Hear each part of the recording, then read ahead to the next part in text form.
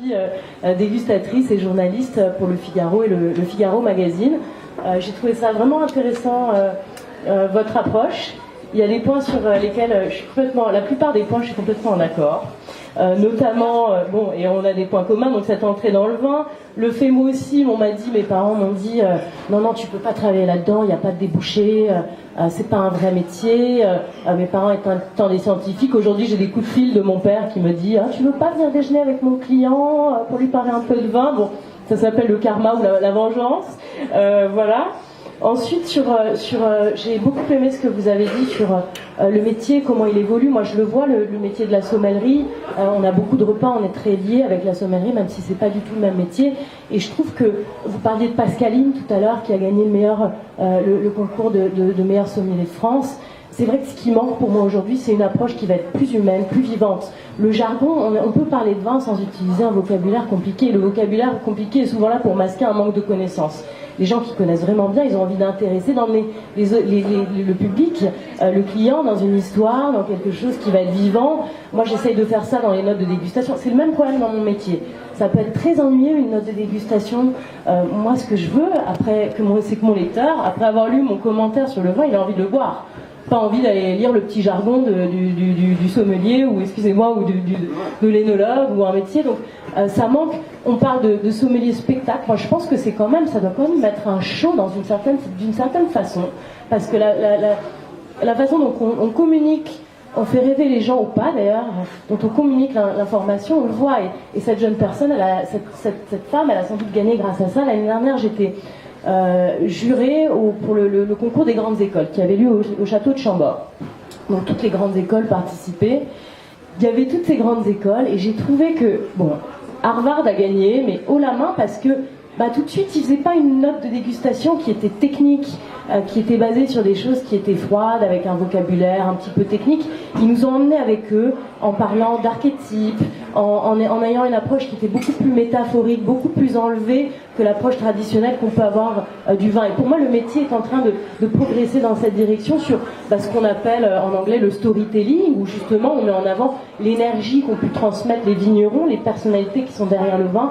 Et moi, je suis convaincue, en tout cas, que cette énergie que les vignerons, que vous allez déguster quelques vins tout à l'heure, ce qu'ils mettent dans leur vin, est énorme et parle beaucoup de leur personnalité propre et de qui ils sont. Donc ça, c'était important, j'étais vraiment d'accord. Je suis complètement d'accord avec vous aussi sur le vin nature. Il y a un manque de compréhension.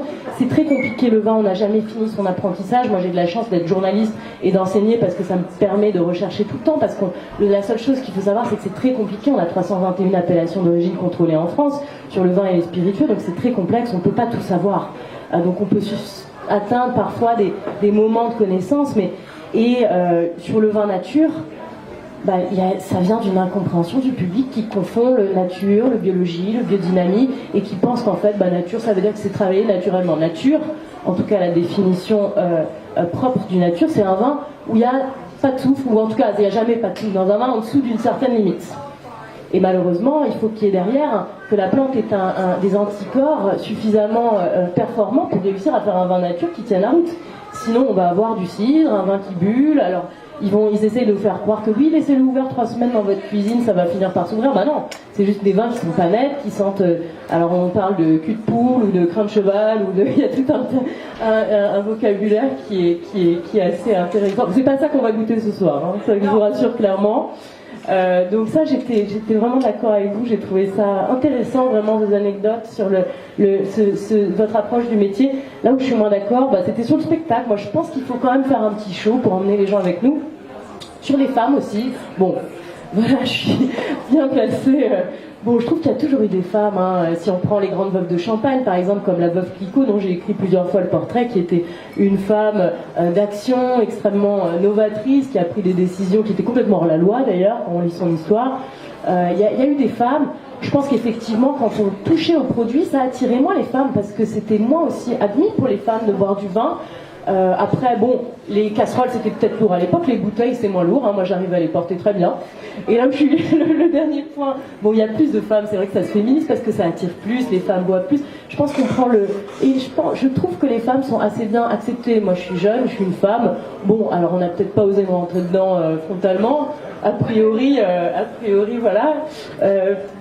j'ai peut-être eu de la chance, mais j'ai pas eu de problème, je vois pas de problème par rapport à ça. Comme je crois pas que les vins soient féminins ou masculins, ou sinon je dois avoir une partie masculine, si on prend en termes de définition du vin, voilà, on parle de ça souvent, c'est quelque chose qui m'énerve dans le jargon, le vin féminin, vin masculin, qu'est-ce que ça veut dire aujourd'hui? C'est vrai qu'il y a beaucoup plus de femmes, il y a beaucoup plus de femmes décisionnaires, hein. J'étais au téléphone avec la présidente du Clos tout à l'heure, voilà, c'est une femme, il y a beaucoup de vigneronnes aussi, c'est un métier, il y a beaucoup de grandes vigneronnes, qui font des vins et masculins, et qui font des vins finalement qui retranscrivent leur personnalité propre, et on est des individus avant tout, avec une personnalité propre et une capacité de transmettre une énergie, un message. Donc voilà, et puis le dernier point, c'était sur boire tout seul. Moi j'adore boire toute seule.